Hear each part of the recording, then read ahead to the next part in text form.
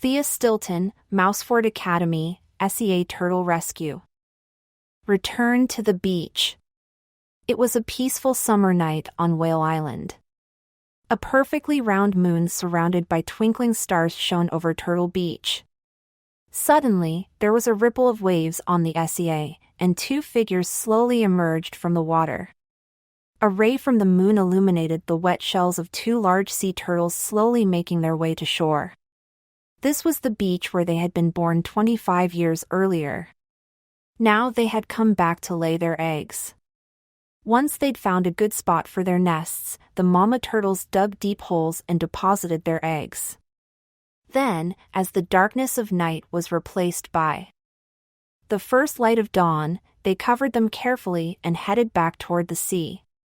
A few hours later, an alarm buzzed in a dorm room across the island at MOUSEFORD Academy. Nikki and Paulina woke with a start. The annual international meeting of the Green Mice Environmental Organization was about to begin. This year, the Green Mice meeting was going to be in Finland. Nikki and Paulina couldn't wait to tour the Finnish countryside and visit the country's magnificent fjords. "What do you say we go for a quick swim before we catch our flight?" suggested Paulina as she flipped through her Scandinavia guidebook. "Great idea," replied Nikki. "I don't know if I'm brave enough to dip my tail into those icy Finnish waters." She flopped down on her enormous suitcase and tried to keep it shut. The mouselets hurried down to Turtle Beach. But when they got there, they noticed strange lines in the sand. They looked like tire tracks. Someone drove a car onto the beach. Nikki exclaimed in alarm. "But these tracks lead straight into the sea." "How is that possible?" Paulina asked. The mouselets followed the tracks down the beach until they reached the place where they disappeared into the sea. They could see that sand had been moved, but they couldn't figure out what had happened to the car. "Of course," cried Nikki, smacking herself in the snout. "Why didn't I think of it sooner? These aren't tire tracks, they're loggerhead sea turtle tracks." Paulina looked at her friend. "Do you think sea turtles came and laid their eggs in the sand?" Nikki nodded. "They must have made their nest here. We've got to tell Professor Van Kraken right away," Paulina said, pulling out her cell phone. Half an hour later, Jan Van Kraken, MOUSEFORD's marine biology professor, joined the mice at Turtle Beach. "First of all, we need to fence off this section of the beach," he explained. "The eggs will hatch in about a month and a half, and we've got to protect them from the elements." The professor looked thoughtful for a moment. "It's too bad you two won't be around to help this summer.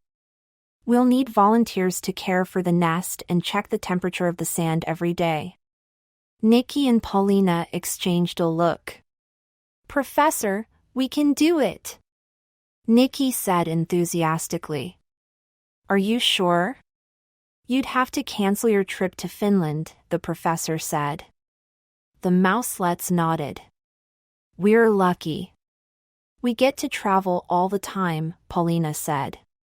"Helping these turtles is the opportunity of a lifetime, and we don't want to miss it." 1 month later.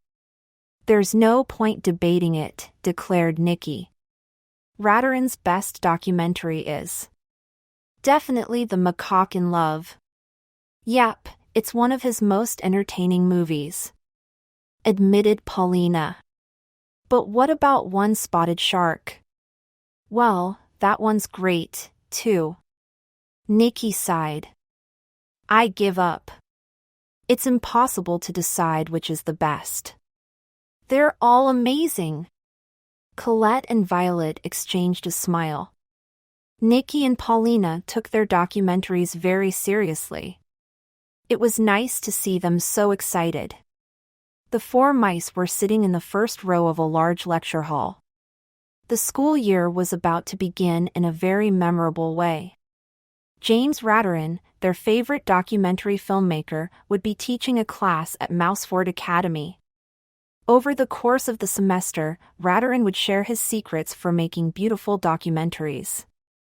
He was famous for following the lives of rare animal species on the brink of extinction. Violet, Colette, what's your favorite documentary? Asked Nikki. I liked The Friendly Cricket, Violet replied, smiling shyly. She was thinking of Frilly, her pet cricket. Well, my favorite is A Flock of Flamingos, said Colette. The colors in that movie are absolutely fabulous. They are so extraordinarily, exquisitely pink. The others laughed. Colette always appreciated the pink side of everything. I'm here, panted Pam, scurrying into the classroom. Sorry, I'm late. She slid into a seat next to her friends. Don't worry, Paulina reassured her. James Ratterin isn't here yet. Thank good mouse, said Pam, catching her breath.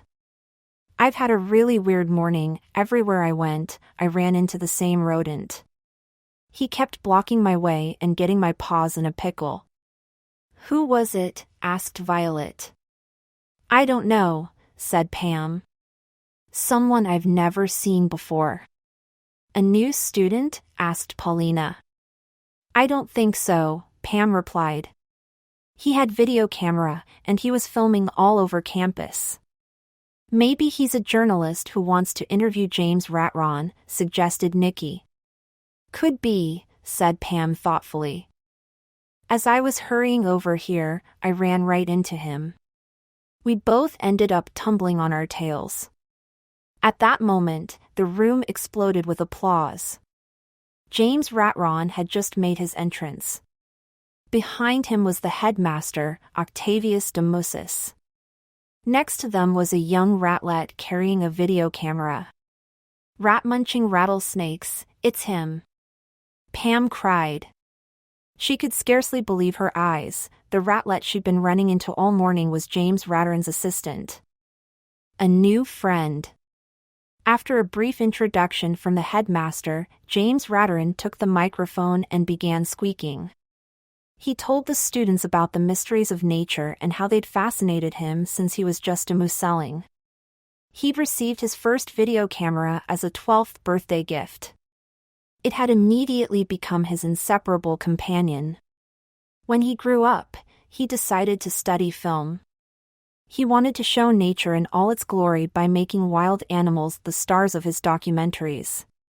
The students listened to the director with their snouts gaping wide open like a pack of hungry cats at feeding time. His passion for nature was contagious. The lesson passed in a flash. At the end of the lecture, Nikki leaped to her paws. Let's go! We've got to get down to Turtle Beach. She and Paulina hurried out. Colette waved goodbye. Then she turned to her other friends. What an awesome class, right? She said. Yeah, it made me want to make a documentary, said Shin enthusiastically. Me, too, said Violet. But did you hear how much work goes into every film Ratterin makes? A ton. I know, said Craig.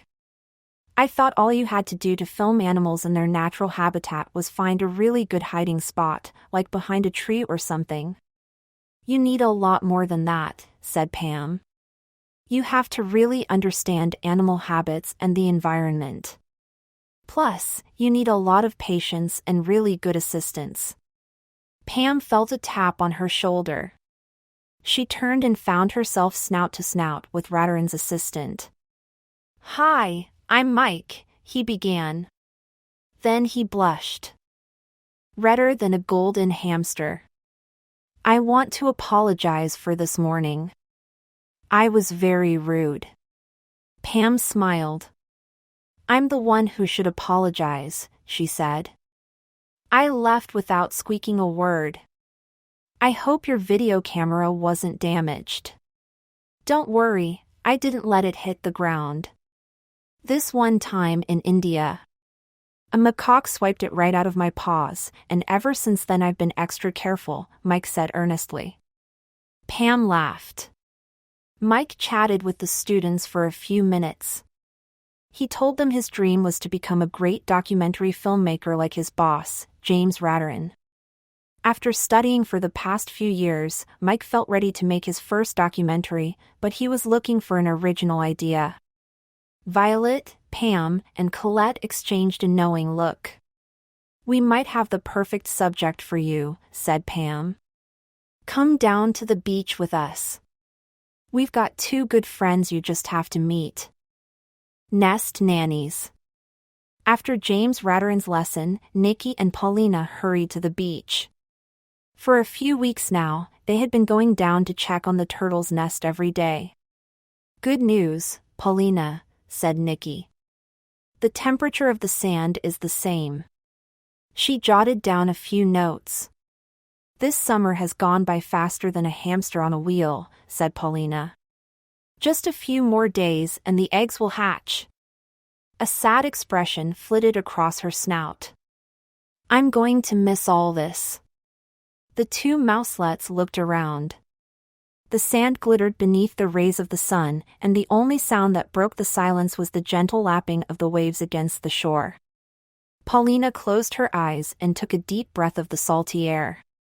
Suddenly, a shrill squeak broke the spell. Puff, puff. "Hey, Nest Nan. The temperature is the same." "Hey, Nest Nannies. How's it going down here?" It was Ruby Flashy Fur. She was jogging along the shore with her friends the Ruby crew Alicia, Connie, and Zoe. "Are you still all wrapped up in those silly eggs?" Ruby asked with a smirk. Nikki put a paw on her hip. "Yes, we are." "Do you have a problem with that?" "Oh, no, no problem at all." Ruby giggled. "Fussing over eggs seems like the perfect activity for you." "Eggheads!" Alicia, Connie, and Zoe snickered together. Then they sprinted off down the beach. Nikki rolled her eyes. "Sometimes those 4 rodents are just the worst."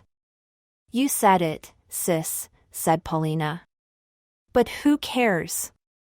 Let's not get our tails in a twist over their silly jokes." Just then the mouselets heard a familiar squeak. "Nikki! Paulina!" It was Pam, Colette, Violet, and Mike scurrying to join them.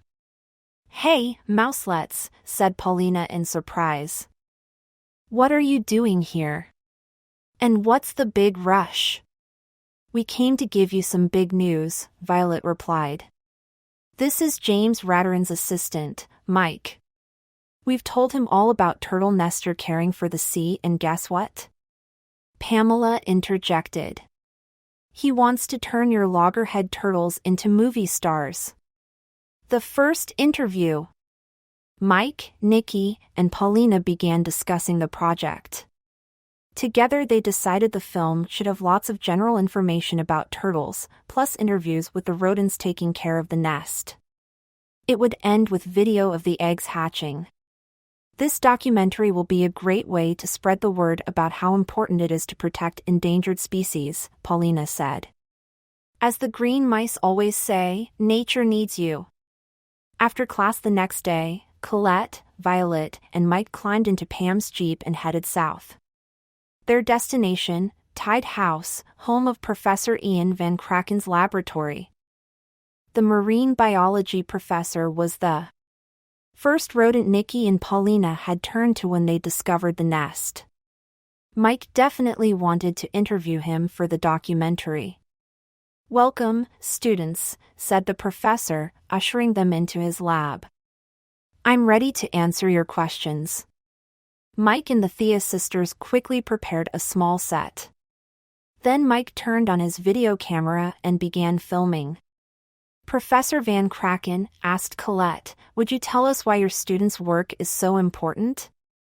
"Of course," the professor began. "Loggerhead sea turtles could become endangered, so it's vital to protect their nests from predators and other threats. New hatchlings are the key to continuing the species." The mouselets nodded, and Professor Van Kraken continued. Female sea turtles nest every 2 to 3 years. They bury their eggs in the sand. When the eggs hatch, the little turtles work together to dig their way out. When night comes, they head toward Species ID card, loggerhead SEA turtle diet, crabs, mollusks, whelks reproductive season. The warmest months of the year, typically June, July, and August EGG incubation period, 2 months. The sea, using the light of the horizon to guide them. Extraordinary, whispered Colette. According to studies, continued the professor, if they aren't disturbed. Female turtles remember the beach where they were born. They use Earth's magnetic field to find their way back as adults when they return to lay their eggs. After the interview, the Thea sisters helped Mike put away his equipment. The professor was absolutely fabulous, he commented. Tomorrow we can go film the nest. Perfect. We'll set up the cameras on the beach, said Pam. The young mice continued chatting as they headed back to the academy. They were so busy talking, they didn't realize someone was watching them. Ruby crew reporting for duty. Ruby had overheard bits of the conversation between Mike and the Thea sisters, and she was more curious than a cat. What are they up to this time? She muttered, turning toward the entrance to the cafeteria. She bumped into Ellie, who was hurrying out. Hey, watch where you're going. Ruby snapped. Oh, sorry. I was running to Turtle Beach to bring snacks for Nikki and Paulina. I made cookies dash. Ruby cut her off. By the way, do you know what the Thea sisters are up to? Few minutes ago, I saw them with Radarin's assistant. Ellie brightened. Oh, you didn't hear? Mike wants to make a documentary about the hatching of the baby turtles. He asked the Thea sisters for help. Ruby's snout fell open in amazement. Before she could squeak, Ellie was on her way again. Okay, I've got to run. Bye. There was no time to waste. Ruby immediately called an emergency meeting of the Ruby crew. Can you believe it? Ruby bellowed as soon as the other mouselets entered her room. The Thea sisters are going to be stars in a real movie. And it's all because they spent so much time with those silly eggs. Well, said Connie, they did spend their entire summer babysitting those turtles. Don't you think they deserve it? What a load of goat cheese. Ruby replied. I don't care what they've done. I will not allow the Thea sisters to become the center of attention yet again. Those mouselets are a total thorn in my paw. But, Ruby, interjected Alicia, Nikki and Paula really are environmentalists. Ruby waved a paw dismissively. Well, then we'll also have to become environmentalists. Alicia, Connie, and Zoe looked at her in surprise. Crew, it's time to listen to your captain. Ruby said. We can have our cheese and eat it, too. I may not be a great environmentalist yet, she went on, smiling slyly, but I am a great actress. The right look. Early the next morning, there was a knock at Nikki and Paulina's door. It's not even 7, Paulina muttered. She stumbled sleepily to the door. Who could that be? Paulina opened the door and found herself snout to snout with a mountain of clothes. She could just make out a pair of pink-clad paws. Help me, a high-pitched squeak exclaimed. Take these. I need to go get some more stuff. Colette? Paulina asked as she helped free her friend from the pile of clothing. What is all this? Outfits for you to choose from, of course. Colette replied. She scurried away and returned a moment later with her paws full of makeup and accessories. Ready to try these on? You want us to try your clothes on? Nikki asked. Said Colette. Once we've picked your outfits, then we'll think about your first styles and accessories. Outfits? Paulina asked. Coco, what are you squeaking about? Mouselets, do I really have to spell it out? Colette asked, grinning. Today you're being interviewed for Mike's documentary. Don't you want to look your best? Nikki and Violet glanced at each other and laughed. It was useless to resist Colette once she'd gone into full-on. Glamorously sporty. Vintage athlete. Casual chic. Stylish sailor. The right look for a day in the wild. Green mice, the sisters in action. Fashionista mode. So they let their friend get to work. After a whirlwind fashion show of tracksuits, pants, hats, scarves, and earrings, Colette declared herself satisfied. Now all we're missing is the final touch. But where did I put them? She mumbled. She rummaged through the pile of clothes and extracted 2 t-shirts with the green mice logo on them. Ta-da! I added a little flair to the green mice look, Colette explained. She decorated the shirts with lots of sparkly beads. Thanks, Coco, Paulina said. These look amazing, said Nikki admiringly. They're sporty and stylish. Nikki and Paulina were finally ready. Mike was waiting for them at Turtle Beach, where Pam and Violet had set up a small platform for filming. At first, Paulina was nervous, but little by little she grew more confident in front of the camera.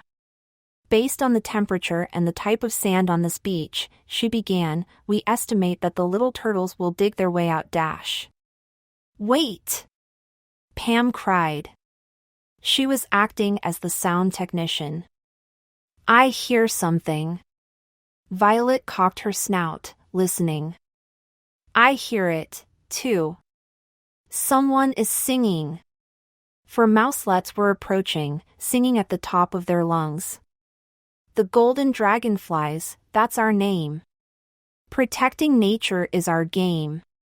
It was the Ruby crew. Ruby ignored the Thea sisters and went straight to Mike. It's a pleasure to meet you. I'm Ruby Flashyfur, president of the Golden Dragonflies, she said, shaking his paw. My friends and I have come to help protect these poor little turtles.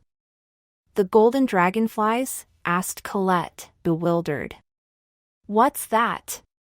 Yeah, so I probably didn't have time to squeak to you about it. It's an environmental association sponsored by Flashyfur Enterprises, my mother's company, Ruby said. And when was it founded? Asked Pam. This summer, Ruby replied quickly. You see, we sacrificed our vacation to help animals at risk.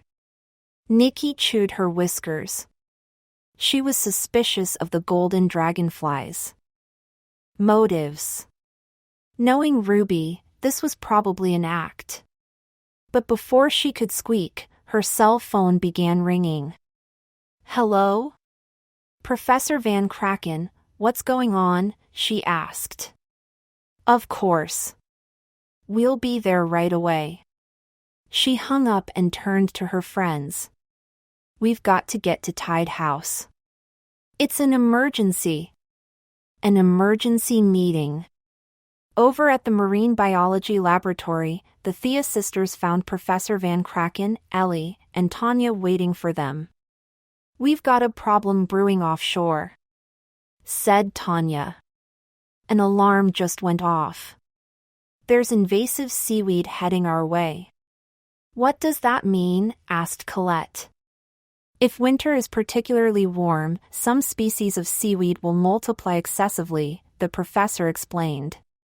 It can damage the marine ecosystem. Ruby and her friends had joined the Thea sisters at Tide House. So what? Ruby snorted. Why should we care about this weird seaweed or whatever? Then she realized that Mike was recording this scene, and she forced a smile. Because our little turtles are waiting for us, and we'd like to get back to them. That's exactly the problem, Ellie jumped in. The seaweed could land on the west coast and reach Turtle Beach, putting the hatchlings in danger. Professor Van Kraken nodded gravely. Yes, it's true. Once the eggs hatch, the baby turtles could get tangled in the seaweed and become trapped before they make it to the open sea. But I have a solution in mind. To protect the beach, we can install a floating anti-seaweed barrier along the coast. How would that work? Asked Pam. Ellie went up to the lab's chalkboard and drew a quick sketch. The barriers will contain the seaweed offshore, keeping it far from Turtle Beach. I'll contact my colleague at the Marine Observatory on Mouse Island to get the floating barriers, announced Professor Van Kraken. Then we'll need to get offshore to set them up, said Paulina. Alicia stepped forward. Ruby could loan you her jet SKI.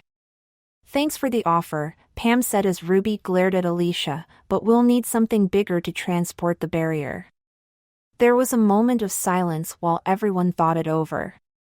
Then Colette exclaimed, "The fisher mice." The fisher mice? Do you think they'd help us? Asked Pam. We could ask, said Colette.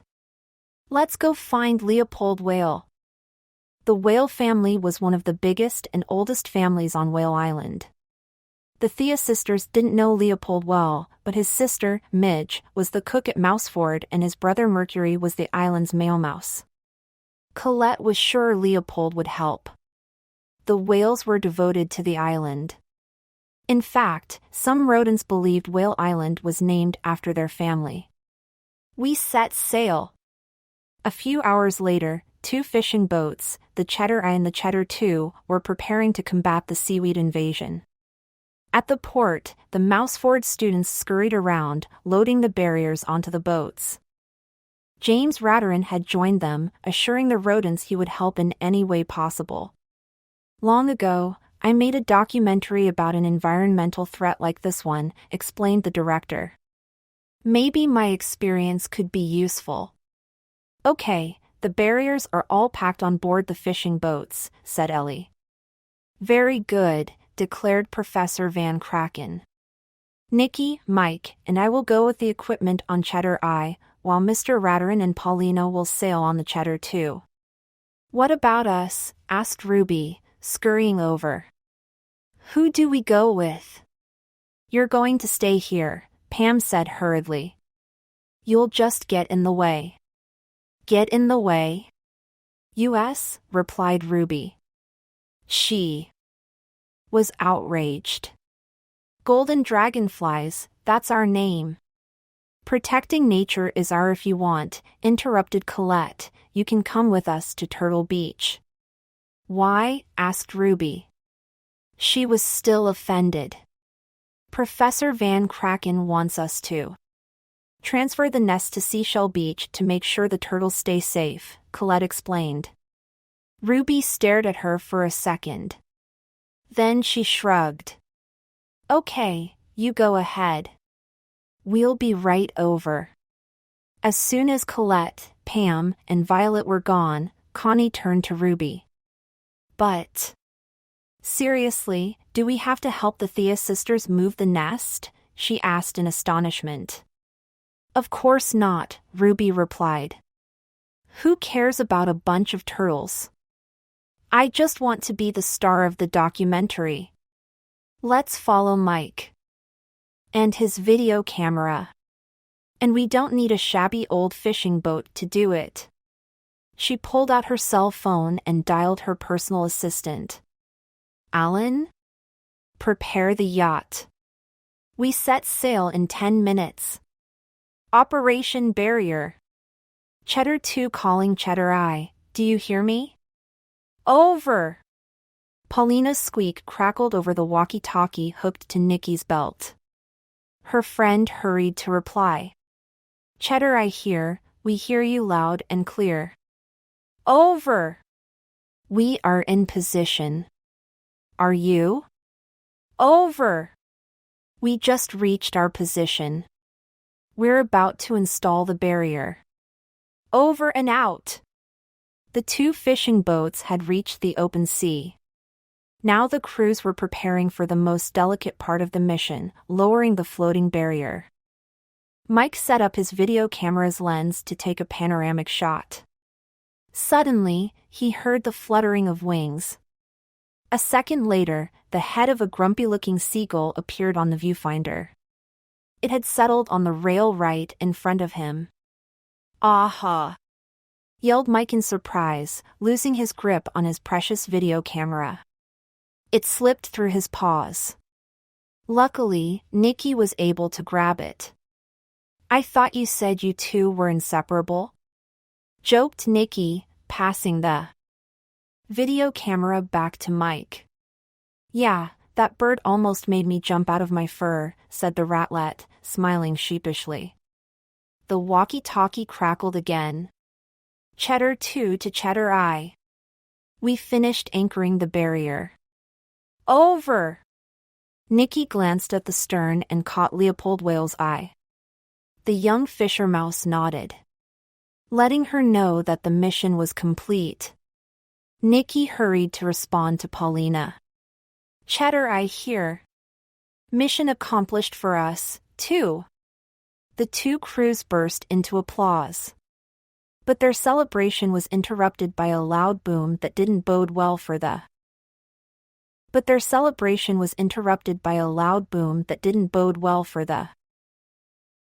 two small boats. "We must hurry back to the port," cried Leopold, looking at the large, dark clouds that had thickened on the horizon. "There's a storm coming." Stranded in the storm. The sky had quickly filled with dark clouds that were so low they seemed to want to squash the only boat left at sea, the flashy fur yacht. The Ruby crew's journey to join the fishing boats had begun smoothly enough, but soon Alan, who was acting as captain despite his lack of experience at sea, discovered that following the Cheddar I and Cheddar 2 was a lot more difficult than Ruby had led him to believe. If that wasn't bad enough, big, fat raindrops began beating down on them. Alan suggested returning to the port, but Ruby wouldn't listen to reason.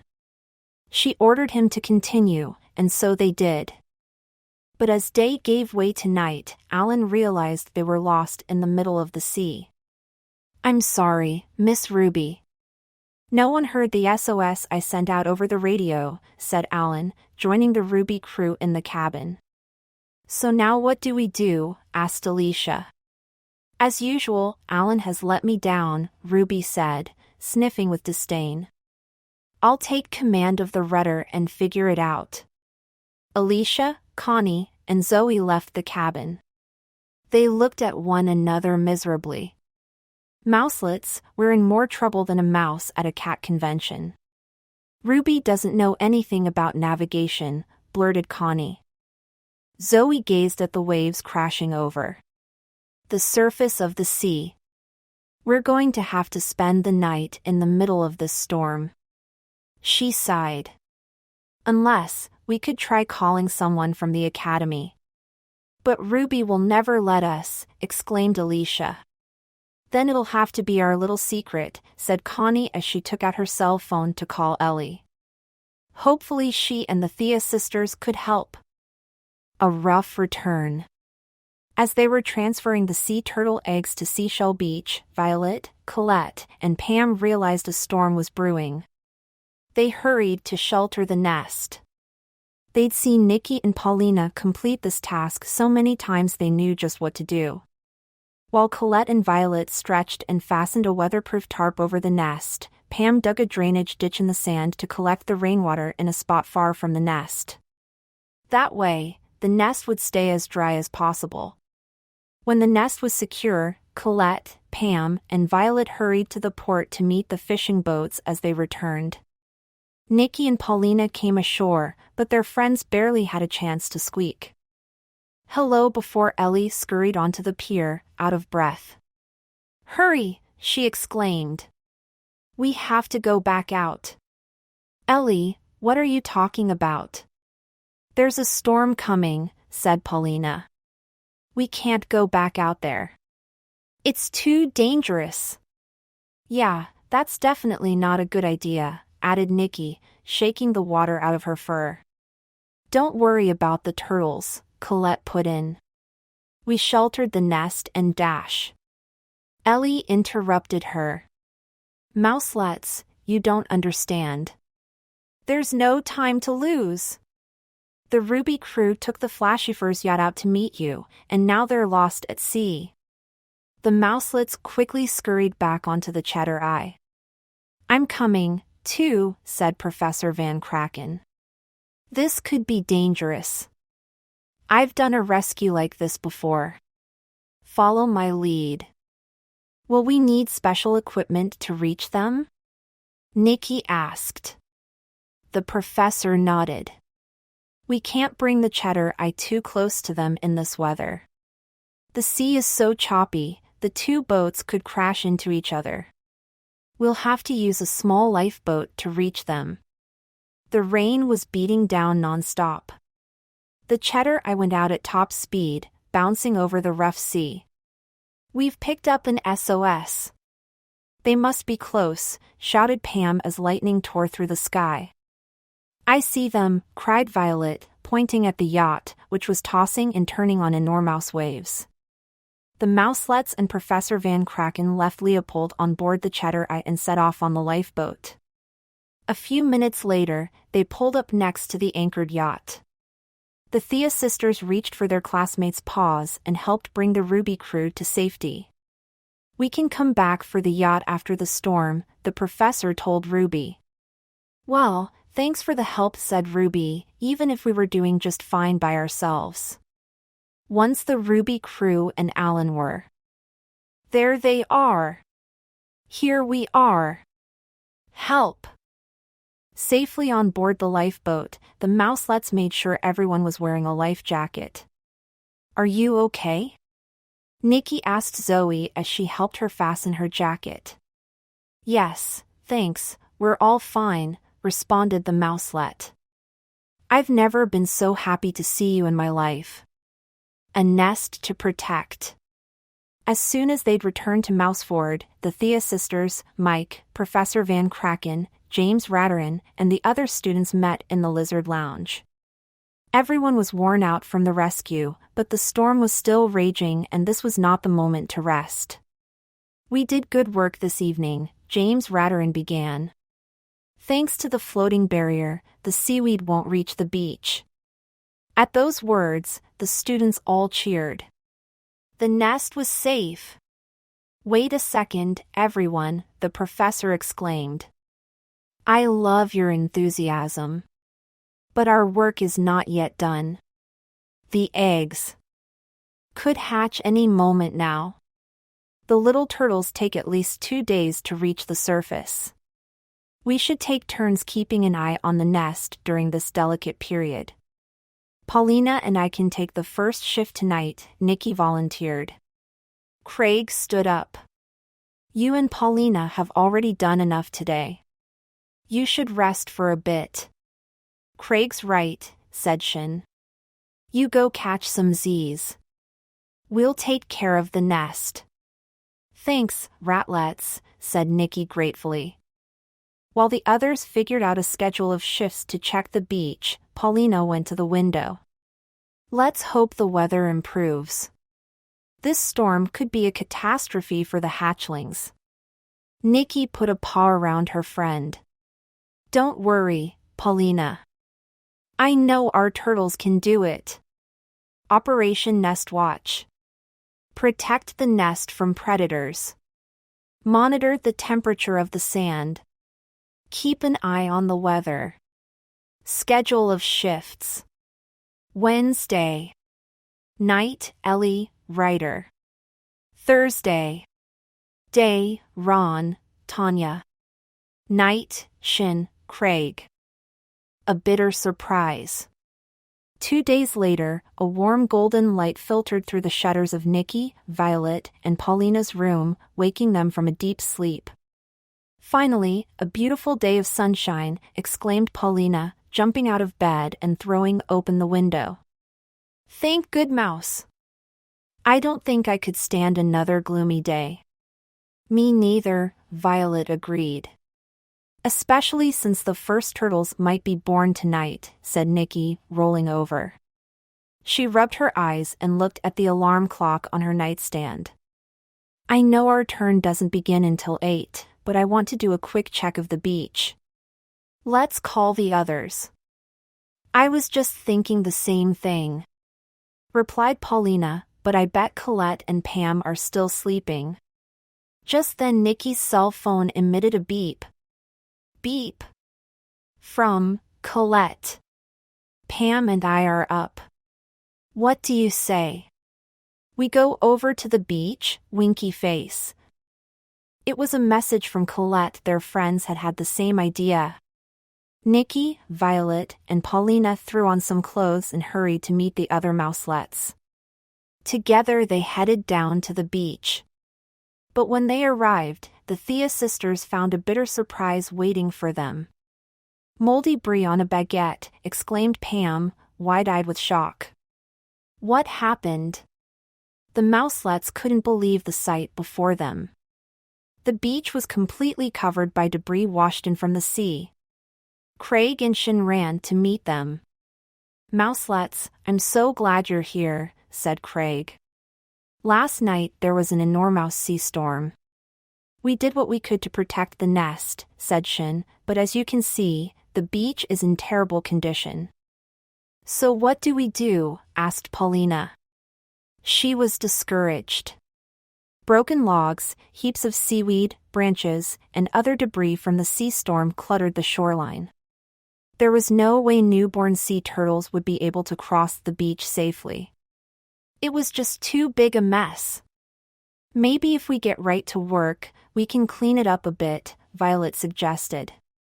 I love your spirit, Vi, but we'll never be able to do it, said Nikki, shaking her snout. Look at this place. It's a disaster. Even if everyone pitches in, it would take too long. There was a moment of silence. No one knew what to say. Finally, Pam squeaked up. Okay, this is it. We've got to think of something. No idea is too crazy. After everything we've done to protect these turtles, we can't let them down now. There was another moment of silence as all the young rodents tried to think of a way to get the beach clear before nightfall. Maybe. Shin began. Then he shook his snout. Forget it. It would never work. Just then a big smile spread across Colette's snout. Nikki is right, she said excitedly. Alone, we'll never be able to clean up the beach in time for the eggs to hatch. But we're not the only ones who care about the turtle nest. Think back for a minute.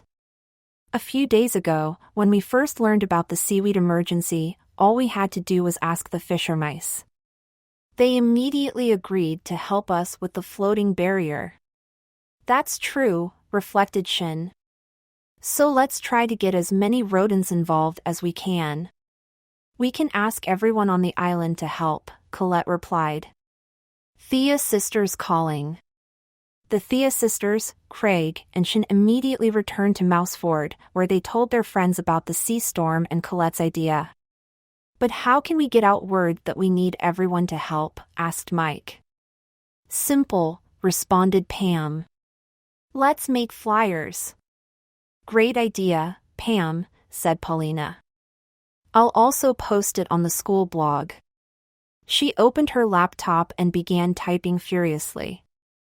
And I'll work the phones, said Colette, pulling out her mouse phone. I'm going to send a group text to the whole school. While Paulina and Colette worked the internet, the rest of the students began designing flyers. Half an hour later, they'd photocopied a stack of papers that read Seashell Beach needs you. Help us clean it up. Groups of students scattered through town to distribute them. Come help us. We'll see you this afternoon at Seashell Beach, exclaimed Violet, pawing a purple flyer to a family. I don't know if I can help you clean, a young Mooseling told her seriously. I promised my grandfather I would go visit him. It's okay, You have an important obligation, said Violet, smiling. I'm sure that the turtles will understand. Unless, perhaps your grandfather would like to come help, too? Sure, the little mooseling replied. Meanwhile, Mike was filming the Thea sisters as they distributed the flyers. And he realized the importance of their work. If the sea turtle hatchlings made it, it would really be thanks to the tender-hearted determination of those Fabumouse 5 friends. Whale Island responds. That afternoon, for the second time that day, Seashell Beach held disappointment for the Thea sisters. When they reached the beach with Mike and their friends from the academy, the mouselets found the exact opposite of what they'd hoped. The beach was deserted. But, no one came, exclaimed Violet. She was totally down in the snout. I'm sorry, mouselets, said Colette in a small squeak. I was so sure everyone would come help. Now what do we do? Asked Nikki. I don't know, Paulina replied. How can we do this all by ourselves? Maybe we should just give up. She slumped on a log with her snout in her paws. Her friends looked so down. Pam tried to cheer them up. Come on, mooselings. The Thea sisters don't give up hope so easily. Remember, we can count on one another. Friends together, mice forever. Actually, Mike began, pointing into the distance, I'd say you've got a lot more friends than you realize. The Thea sisters looked toward the end of the beach. What they saw took their breath away. Everyone was there, their friends from the academy, the fisher mice from the port, and dozens of Whale Island residents. The mouselets ran to meet the crowd. Thank you all for coming, exclaimed Nikki. An emergency is an emergency, said Tamara, who had closed her store, the thrifty rat, for the occasion. You didn't really think we would leave you alone, did you? Joked Professor Van Kraken. Well, actually, said Paulina, I have to admit that when we saw that there wasn't anyone here, we almost lost hope. Just then the young mooseling Violet and Mike had seen that morning emerged from the crowd.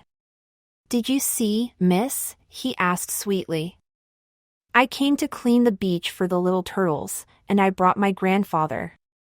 Thank you so much. We can use everyone's help, said Violet. So come on, shake a tail. Let's get to work. Unity is strength. Cleaning up Seashell Beach was hard work, but it was work done in a jolly atmosphere. It was as if a big family had gathered on the beach for a reunion. Everyone worked together as cheerfully as a scurry of chipmunks. Look, said Nikki as she waited for Pam to haul away some old branches, the Ruby crew is down there. Connie, Zoe, and Alicia were mixed in with the crowd, and they were busily clearing the sand. That's great, said Colette. The golden dragonflies are finally helping nature for real. The only one missing was Ruby. After her fight with the storm, she was in bed fighting off a terrible cold. The time flew, and in the space of a few hours, the beach was clean and clear. Only a few branches remained. Professor, I'd say we're done, said Nikki, wiping away a tear. I'm proud of you, Professor Van Kraken said, smiling at his students. Now we just have to wait for these babies to find their way out. Midge Whale strode onto the beach, lugging a basket full of Swiss cheese sandwiches. Great job, everyone! It's time for a hard-earned snack, she called. Yay! I'm as hungry as a tomcat at feeding time, exclaimed Pam, scurrying toward Midge. In her rush, she tripped over a log and bumped into Ellie, who fell onto Paulina, who smacked into Shin, making him tumble and roll all the way down the beach. Jumping tuna fish, muttered Pam with her snout in the sand. Look at the mess I've made now. Colette, Nikki, and Violet came to lend their friends a helping paw. After we're done taking care of the turtles, Colette said, while giggling, it'll be time to take care of our friend Pam's stomach. You can say that again, Coco. Nikki laughed, hugging Pamela.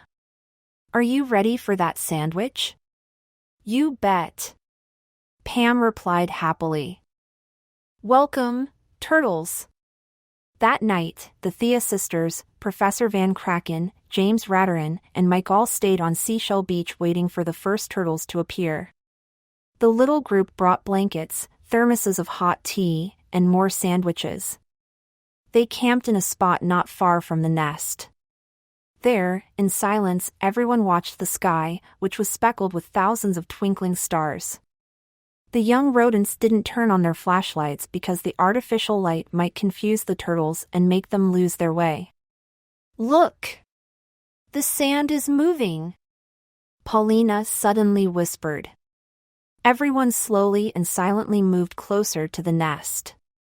At the place where the eggs were buried, a tiny flipper appeared, and then another, and, finally, the nose of an itty-bitty turtle came out of the sand.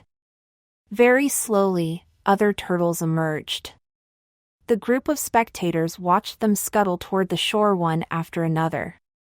They were guided by the powerful instinct that called them to their home, the SEA.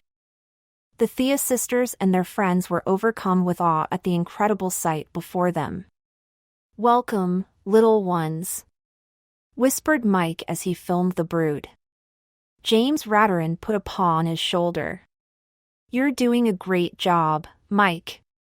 Like these babies, you've found your path. Mike smiled from behind his video camera. What do you think? Whispered Paulina. When they grow up, do you think they will remember this place and return? Yes, said Nikki. And Whale Island will remember them, too. Great work, Mouselets. How amazing! It's going to be a Fabumouse documentary,